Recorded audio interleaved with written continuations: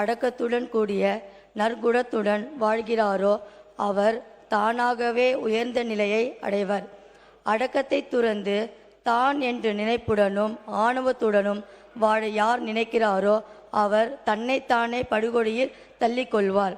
நான் சுட்டிக்காட்டிய இந்த திருக்குறளில் முதல் வரி, வரலாற்று சிறப்புமிக்க பேரவையில் அடக்கத்துடனும் கம்பீரத்துடன் மாண்புமிகு தமிழ்நாடு முதலமைச்சர் எனும் அரியணையில் அமர்ந்திருக்கும் எங்கள் நிரந்தர தலைவரும் எங்கள் நிரந்தர முதலமைச்சருமான தளபதி அவர்களுக்கே கச்சிதமாய் பொருந்தும். அக்குறளில் அடுத்த 2 வரி இதே அவையில் அமர்ந்திருக்கும் பலருக்கும் பொருந்தும்.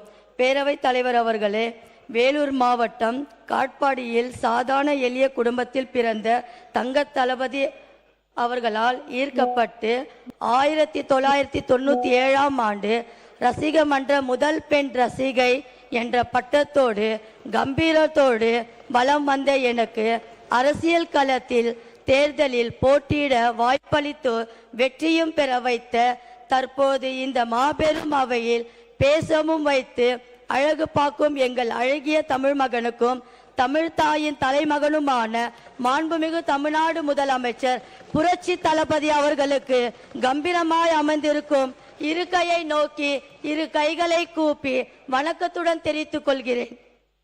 மாண்புமிகு தமிழ்நாடு புரட்சி தளபதி அவர்களுக்கு என் நன்றியை தெரிவித்துக் கொள்கிறேன். விசுவாசம் கலந்து முதற்கண் வணக்கத்தை தெரிவித்துக் கொள்கிறேன். எங்களின் அரசியல் வழிகாட்டி ஆசானுமான தளபதியின் நம்பிக்கையாளர் எங்கள் மாண்புமிகு அமைச்சர் திரு ஆனசார் அவர்களுக்கும் இந்த பேரவையில் என் நன்றியை தெரிவித்துக் கொள்கிறேன். மேலும் இந்த பேச வாய்ப்பளித்த பேரவைத் தலைவர் அவர்களுக்கும் அரசு தலைமை கொறடா அவர்களுக்கும் மாண்புமிகு அமைச்சர் அவர்களுக்கும் மாண்புமிகு சட்டமன்ற உறுப்பினர்களுக்கும் குறிப்பாக தலைவர் தளபதி அவர்களுக்கே அவருடைய முகத்துக்காக மட்டுமே என்னை நம்பி பெரிய மாபெரும் அளவை ராணிப்பேட்டை சட்டமன்ற தொகுதியில் மக்கள் அவர்களுக்கு நன்றியை தெரிவித்துக் கொள்கிறேன்.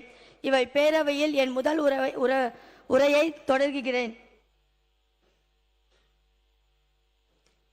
பிறப்புக்கும் எல்லாம் உயிருக்கும் என கொள்கையோடு வரலாற்று சாதனையாளர்களை கொள்கை தலைவராக ஏற்றுக்கொண்டு தமிழக வெற்றி கணம் எனும் அரசியல் கட்சியை தொடங்கி 3 வருடங்களில் இமாய அளவு வெற்றி பெற சென்ட் ஜார்ஜ் கோட்டையில் மட்டுமல்லது எவரெஸ்ட் சிகரம் வரை வெற்றி கொடியை நாட்டின் உலக அரசியல் தலைவர்களே யார் இந்த தமிழக முதல்வர் என்று உற்றும் நோக்கும் வகையில் மாண்புமிகு தமிழ்நாடு முதலமைச்சர் என்னும் அரியணையில் அலங்கரிக்கும் எங்கள் முதல்வரே, எங்கள் தலைவரே, ஒரு விரல் புரட்சி தொடங்கி அத்தனை விசில் சத்தத்தின் மூலம் கொள்ளையற்ற கொள்ளையர்களை கொத்தடிமை கூட்டங்களை கொத்தாக வெளியேற்றிய கெத்தாக கோட் சூட் அணிந்த அவையில் அமர்ந்திருப்பவர் எங்கள் புரட்சி தளபதி மாண்புமிகு முதல்வர் அவர்கள். அன்று மாண்புமிகு மாணவராய் திரையில் கண்டோம், இன்று மாண்புமிகு முதல்வராய் அவையில் கண்டோம்.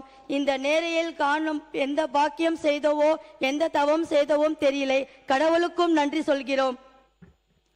தளபதி அவர்களின் தலைமையில் இயங்கும் தமிழக வெற்றி கழகத்தின் ஆட்சி மக்கள் நலனுக்காக இயங்கும் ஆட்சி, உண்மையான மக்கள் ஆட்சி, தூய்மையான ஆட்சி, மிக சிறப்பான ஆட்சி, ஊழலற்ற ஆட்சி.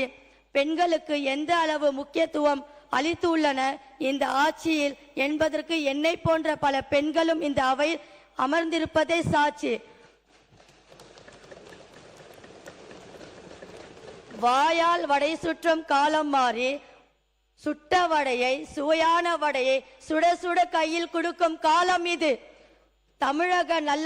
தமிழக மக்களுக்கு நல்லதொரு பொற்காலம் இது. பார்ட்டி ஃபண்ட் என்னும் வார்த்தையை அடியோடு அழித்து ஒழித்த எங்கள் டிவிகேயின் பார்ட்டி லீடரே, கம்பீர லீடரே, உங்களை வாழ்த்த வயதில்லை, வணங்குகிறோம். லீவ் எடுக்காமல் மக்கள் பணியாற்றும் எங்கள் ஒப்பற்ற தலைவரே, பேசுங்கள் முதல்வரே என்கின்ற ஒரு கூட்டம் அதை ஏற்ற தாங்கள் பேச ஆரம்பித்தவுடன் ஓடு ஓடு ஓடு என தெரித்து வெளியே ஓடுகிறது அக்கூட்டம். இந்த மாபெரும் பேரவையில் வரலாற்று சிறப்புமிக்க பல சாதனைகளை மக்களிடையே அடையாளம் காட்டியது இந்த பேரவை. அதற்கு மாண்புமிகு பேரவை நீங்களும் ஒரு சாட்சி. இந்த வரிசையில் தற்பொழுது மாண்புமிகு முதல்வராய் சரித்திர சாதனையாக அமர்ந்திருக்கும் எங்கள் முதல்வரே, உங்களை தமிழ்நாடு கொண்டாடும் மட்டுமல்லாமல் இந்திய அளவில் கொண்டாடி கொண்டிருக்கிறது. தன்னந்தலியாய் நின்று கோடிக்கணக்கான மக்களின் மனதில் புகுந்தவர், நேர்வழி நடந்தவர், நேர்மையாக எடுத்துக்காட்டாய் திகழும் பல சோதனைகளை கடந்து சாதனையாக மாற்றி காட்டுவர் எங்கள் தலைவர். 3 எழுத்து மந்திரமே தங்களிடம் பலிக்காது கலைவர்களின் தந்திரமே, குழந்தைகள் அனைவரும் பிடித்த மாமனே, தாய்மார்களுக்கு தாயாக அன்பை பொழித்தவரே, ஊழல்வாதிகளை களை எடுப்பதில் திறமை வாய்ந்த விவசாயியே, மாற்றம் வேண்டும் என நினைத்து மக்களின் ஏமாறாமல் ஏற்றத்தை மட்டுமே பரிசளித்து பண்பானவரே, இந்த அவையில் என்னை போன்ற பலருக்கும் முகவரி கொடுத்தவர் அஞ்சலை நிலையமே, எதற்கும் அஞ்சாதவரே, எவருக்கும் அஞ்சாதவரே, எங்கள் நெஞ்சில் குடியிருக்கும் எங்கள் தலைவர் மாண்புமிகு முதல்வரே.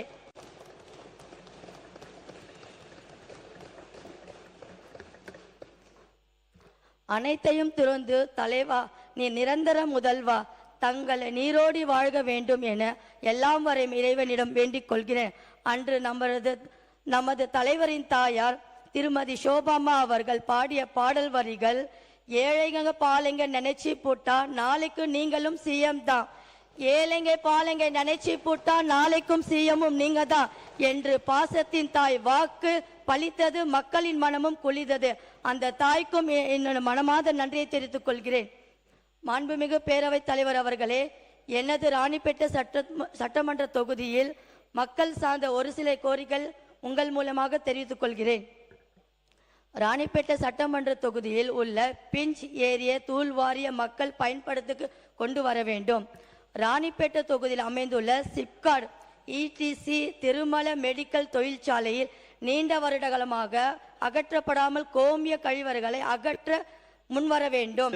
ராணிப்பேட்டை தொகுதியில் அரசு மருத்துவ கல்லூரி புதிதாக அமைத்து தர வேண்டும். ராணிப்பேட்டை தொகுதியில் உள்ள மேல்குப்பம், கல்மேக்குப்பம், அம்பூர் போன்ற பகுதிகளில் மக்கள் பட்டா அவர்களுக்கு வழங்க வேண்டும்.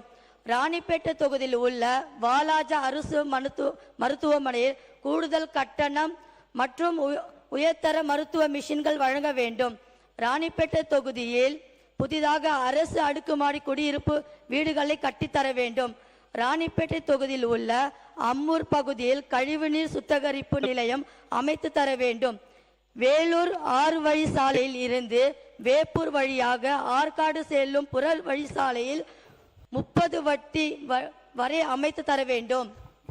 ராணிப்பேட்டை தொகுதியில் உள்ள வாலாஜா வட்டம் ரத்னகிரி அஞ்சல் தென் நந்தியாலம் ஏடிசி பகுதியில் கடந்த 100 ஆண்டுகளுக்கு மேலாக வசிக்கும் சுமார் 80 குடும்பங்களுக்கு இதுவரை பட்டா வழங்கவில்லை.